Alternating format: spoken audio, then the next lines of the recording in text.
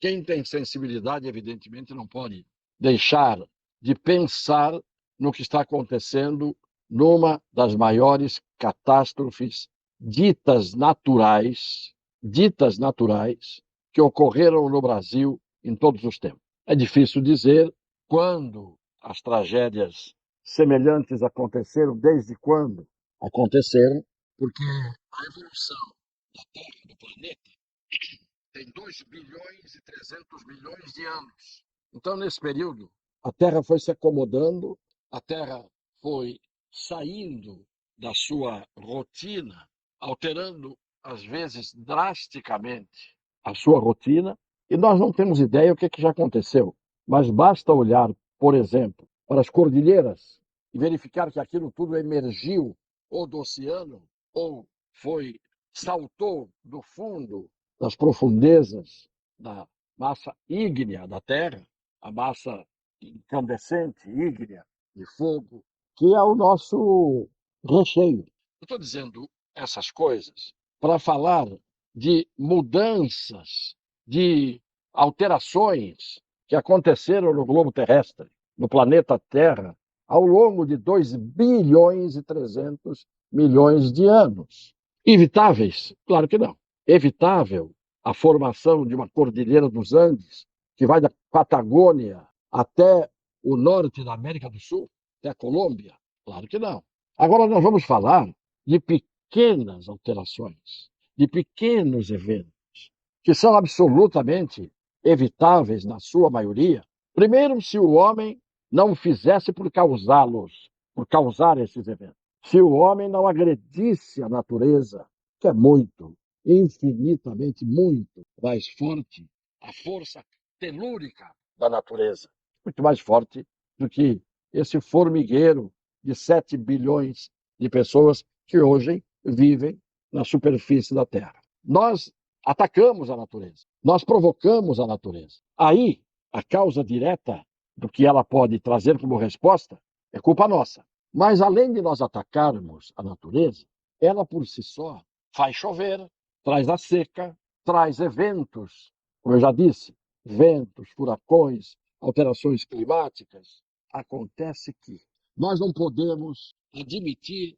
aquilo que é minimamente evitável e que os homens, na grande maioria, aqueles que dirigem a sorte das nações, dos povos, nas células em que eles estão ali cumprindo a sua vida, exemplo do Brasil, os nossos municípios, que ficam dentro dos estados da federação, todos esses municípios têm prefeitos, todos esses municípios têm vereadores, todos os estados, unidades da federação, têm governadores, assembleias legislativas, deputados federais que saem e senadores dos estados e formam o Congresso Nacional, e temos um presidente da República, e ministros, e secretários de Estado, e secretários municipais.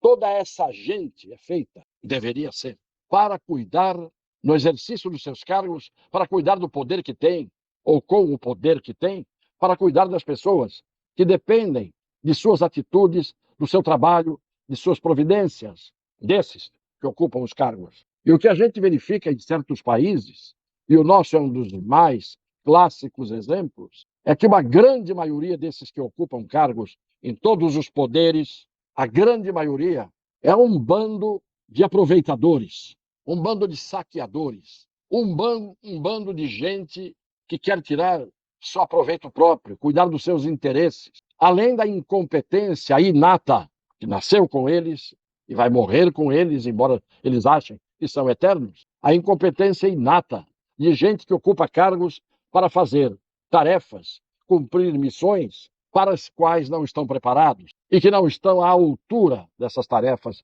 e dessas missões. E é essa gente que ao longo do tempo, dos anos, eu diria dos meses, dos anos, das décadas, é esta gente que vai se sucedendo, tendo como maioria o que eu acabei de dizer: despreparo para cumprir tarefas, falta de vontade, falta de vergonha, falta de competência. E aí surgem os desastres chamados naturais.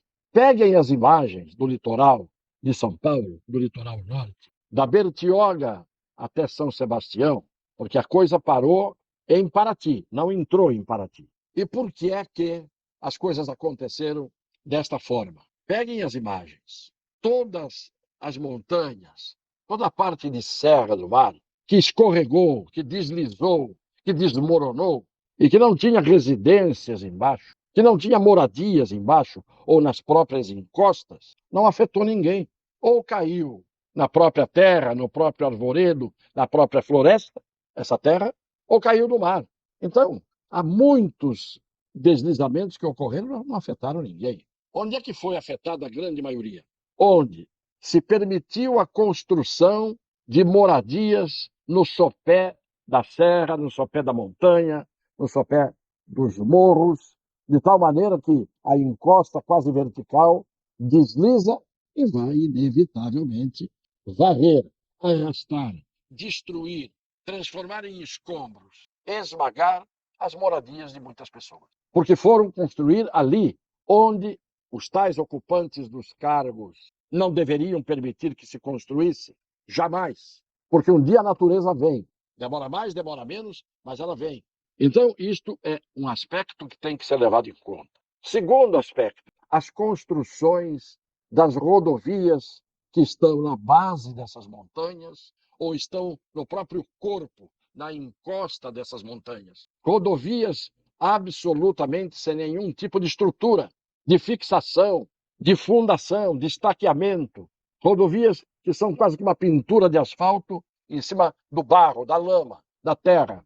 E quando aquilo encharca, vem tudo para baixo, inclusive a pintura de asfalto. E abrem-se as crateras, e depois meses e meses e até anos para reconstruir da mesma maneira, da mesma forma, a porcaria que eles fazem se repete sempre. Então, não é possível que isto não dê cadeia para os omissos, que isto não dê condenação pecuniária, que não dê condenação penal para esta cambada de incompetentes que fazem, inclusive, dessas obras fonte de corrupção, nesse concubinato, nesse amaziamento sórdido, espúrio, entre aqueles que governam, e não são todos, e as empreiteiras, que são corrés, um lado e o outro. Os que ocupam os cargos e as empreiteiras contratadas são corrés no assassinato, na destruição da vida das pessoas. Aí vem o Estado, como agora, o governo federal até agora destinou 2 milhões para as vítimas da tragédia.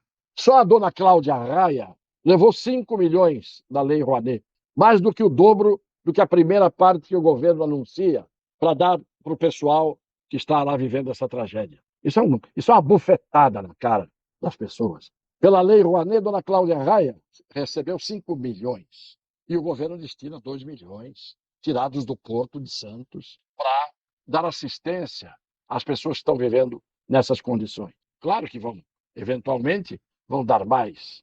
Mas os 2 milhões de cara, de início, já são uma afronta, um assinte, um descalabro, que é inadmissível. Sabe quanto está programado para ser distribuído pela Lei Rouanet?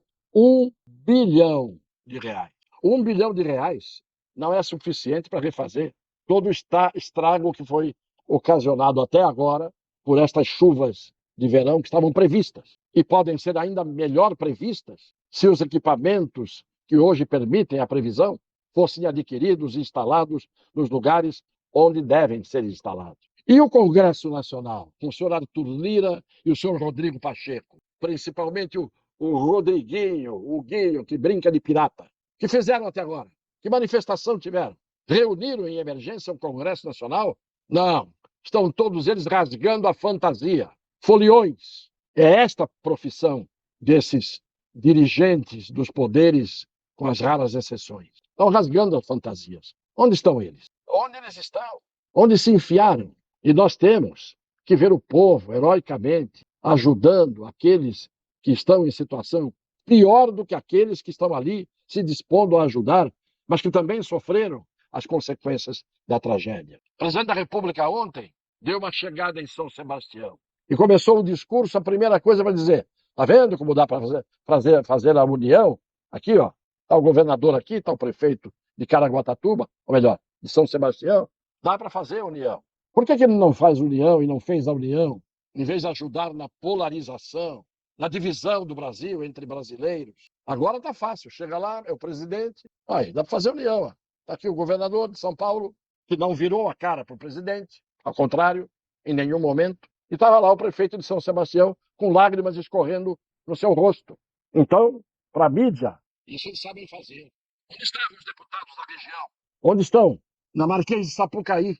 Uma grande parte dos ministros, Dona Gleisi Hoffmann e Companhia Bela, Ética Terva, todos nos camarotes das bebidas que franqueiam aos foliões, que nunca estão de plantão na hora em que é preciso, mas estão sempre presentes nesses eventos, com samba, suor e cerveja, eles estão. Marquês de Sapucaí é o território para onde eles vão. Outros viajam, como costumam viajar, os nossos togados. Onde é que eles estão? Quem se manifestou? Quem deu uma liminar mandando dar mais recursos ou fazendo isso ou aquilo? Isso não é primeira necessidade. Onde estava o presidente da Embratur? Porque toda esta zona é turística, que é o seu Freixo, aquele deputado do Rio de Janeiro, parlapatão, metido, interesseiro, leviano, como levianos são a grande maioria dessas pessoas. Virá um remendo que demorará muito tempo para ser feito. É um escândalo. Este país é um país que não tem solução enquanto a solução for nós elegermos estas pessoas que não fazem um mínimo de sua obrigação, que não têm empatia, que não têm solidariedade, que só pensam em quanto vão ganhar e que vantagens estarão eles desenvolvendo os seus interesses. A grande maioria. E quando eu falo isso aqui, tinha que haver eco, tinha que haver outras pessoas falando e atitudes sendo tomadas. Depois de tudo que eu disse aqui, os foliões estão de ressaca.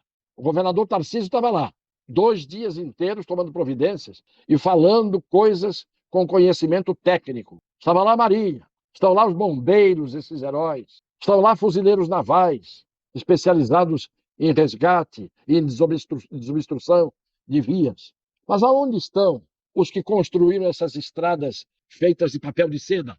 Onde estão aqueles que permitiram que essas moradias fossem todas construídas de ricos e de pobres, em lugares em que a montanha faz o seu papel natural? Muita água, encharcamento, lama, paredão de granito liso e aquilo que está ali, a cobertura de chantilly do bolo, escorre, vem para baixo, levando tudo que tem para frente. Não sei se adianta. Coisa hoje a primeira notícia principal do UOL era de que a Mocidade Alegre, a escola de samba, ganhou o Carnaval de São Paulo. A primeira notícia não era dos mortos nessa tragédia, não era na destruição que ela causou, não era na dor que muita gente sente. A notícia mais importante para essa molecada de um jornalismo extinto era mais importante é falar disso e de outras babaquices, de outras notícias que vão dar obscenidade ao banal, e há muita gente que vai ver aquilo e se deleita. Muita gente está fazendo, está sentindo, mas uma grande parte, principalmente dos Rodrigo Pacheco da vida, desses canastrões da política brasileira, eles um dia vão encontrar o caminho da roça. Um dia eles vão encontrar o seu Waterloo. Mas antes de eles encontrarem isso, muita gente morrerá, muita gente sofrerá, muita gente será enganada, muita gente ficará iludida, ou desiludida, ou arrependida das coisas que faz, das escolhas que faz. Porque todos esses semigangsters, e eu estou falando aqui de forma suave e branda, todos esses, na verdade, estão vivendo bem, ganhando o seu rico dinheirinho. E outros que perdem o poder por um tempo, quando voltam com aquela sede de que fala o ditado português. Quem nunca comeu melado, quando come, se lambuza. Está cheio de gente lambuzada, muita gente lambuzada no Brasil. É muito lambuzamento para um país que poderia ser um país, o tal país do futuro. Triste. É isto por hoje. Um beijo no coração das pessoas de boa fé.